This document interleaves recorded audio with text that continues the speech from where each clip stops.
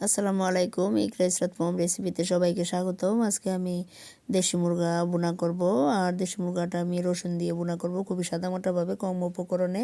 আপনারা দেখেন কিভাবে আমি ভুনাটা করতেছি। এখন লাকড়ির চুলায় একটা কড়াই বসিয়ে দিলাম। কড়াইয়ের মধ্যে তেল দিয়ে দিতেছি। আর বাগারটা প্রথম আমার আম্মু ছেড়েছিল, আমি একটু ঘরে গিয়েছিলাম, সেজন্য পেঁয়াজ কুচি ছেড়ে দিয়েছে। আর আস্ত মশলাগুলো দিয়ে দিতেছে। আসলে আমি রান্নাটা করলে প্রথমে আস্ত মশলাগুলো ভেজে নিতাম, তারপর করতাম। আর আমার আম্মু যেভাবে করে সেভাবেই প্রথম তরকারির বাগারটা ছেড়েছে, সেজন্য সবাই ক্ষমা দৃষ্টিতে দেখবেন। এখন পেঁয়াজ কুচি ছেড়ে দিয়েছে, আর পেঁয়াজ কুচির সাথে আস্ত মশলাগুলো দিয়ে দিল তেজপাতা, এলাচ, দারুচিনি, লবঙ্গ, এগুলো দিয়ে এখন একটু পেঁয়াজের সাথে ভালো করে ভেজে নেব। আর রান্নাটা পুরোটা আমিই করব। এখন ভেজে নিয়ে ভাজা হয়ে আসলে আমি আদা রসুন বাটা দিয়ে দেবো। এই যে ভাজা আমার হয়ে আসছে। এখন আমি 2 টেবিল চামচ আদা বাটা, 2 টেবিল চামচ রসুন বাটা দিয়ে দিলাম। দিয়ে তারপর আদা রসুন বাটাটা একটু ভালো করে ভেজে নেব। ভেজে তারপর এখানে বাকি মশলাগুলা অ্যাড করব। আর রান্নাটা আমি করতেছি রাত্রে। এই যে দেখেন আমার আদা রসুনটা ভাজা হয়ে গেছে। আর সবসময় আদা রসুনটা একটু ভালো করে ভাজতে হবে, যাতে কাঁচা গন্ধটা চলে যায়। তরকারিতে কিন্তু আদা রসুনের কাঁচা গন্ধটা আসলে ভালো লাগে না। এখন 2.5 চামচ আমি দিয়ে দিলাম মরিচের গুঁড়া। মরিচের গুঁড়াটা দিয়ে একটু নেড়ে তারপর এখানে পানি অ্যাড করব। এইভাবে যদি মরিচের গুঁড়াটা দিয়ে পানি অ্যাড করা হয় তাহলে আর তরকারিটা জাল হয় কম, কিন্তু তরকারির কালারটা অনেক সুন্দর হয়। সেজন্য আমি মরিচের গুঁড়াটা এইভাবেই দিই। এখন একটু পানি দিয়ে দিলাম। পানিটা দিয়ে তারপর আমি এখানে বাকি গুঁড়া মশলাগুলো অ্যাড করব। এই যে দেখেন এখনই আমার তেলটা খুব লালচে লাগতেছে। এখন দিয়ে দিতেছি হলুদ গুঁড়া। আমি 2 চামচ হলুদ গুঁড়া দিয়েছি। তারপর এখানে এখন জিরে গুঁড়া দিয়ে দিতেছি। আর জিরে গুঁড়াটা আমি রান্নার শেষেও ব্যবহার করব, সেজন্য 2 চামচ জিরে গুঁড়া দিয়ে দিয়েছি।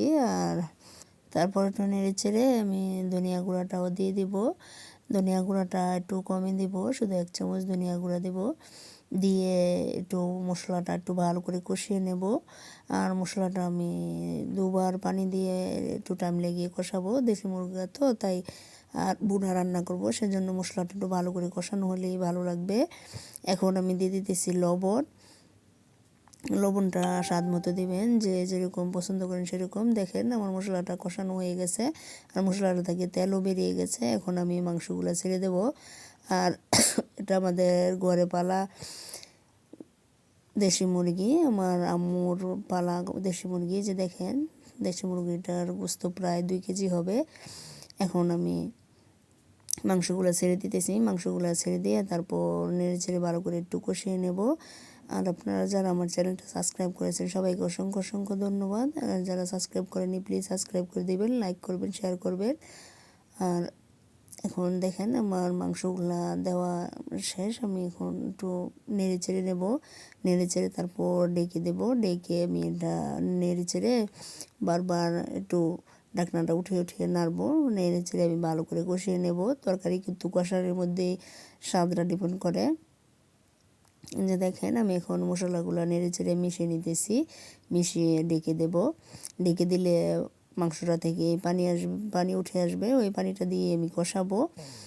কষিয়ে তারপর সিদ্ধ হওয়ার জন্য এখানে পানি অ্যাড করব। যে দেখেন আমার মশলা মেশানো শেষ। এখন আমি একটু ভালো করে ডেকে দেব।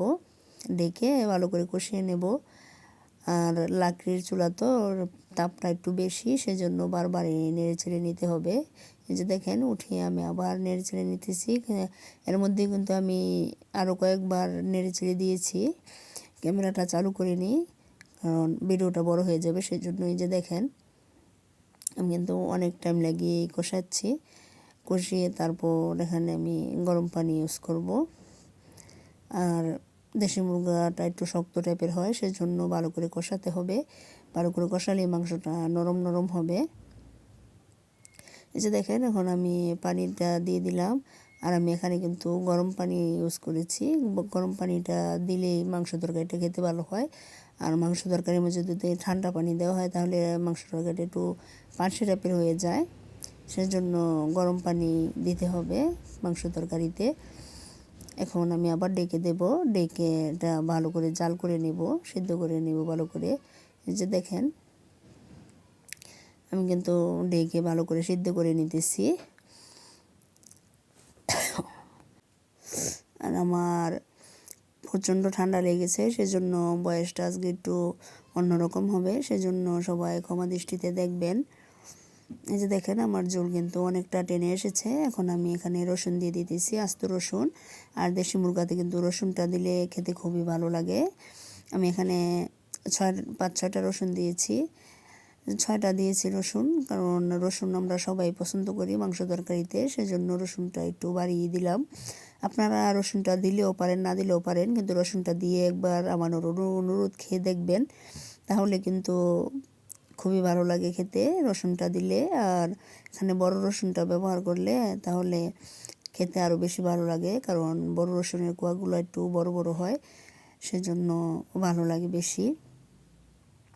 দেখেন আমার কিন্তু অনেকটাই টেনে এসেছে আর রসুনটাও সিদ্ধ হয়ে গেছে।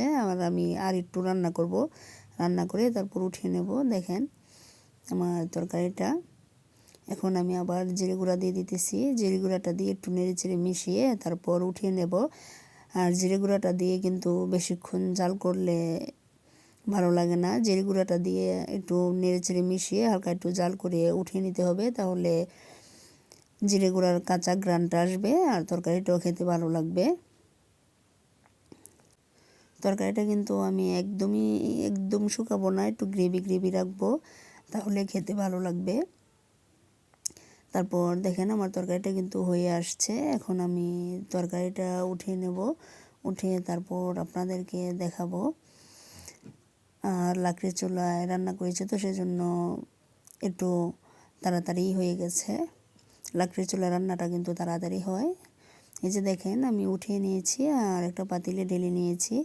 এখন দেখেন আমার তরকারিটা দেখতে কত সুন্দর লাগতেছে। আমার রেসিপিটা ফলো করে আপনারা রান্না করে খেয়ে দেখবেন, খুবই ভালো হয় খেতে। এই যে দেখেন আমি সার্ভ করেও দেখিয়ে দিলাম, দেখতে খুব লোভনীয় লাগতেছে তাই না? তাহলে এভাবে ভুনা করে খেয়ে দেখবেন।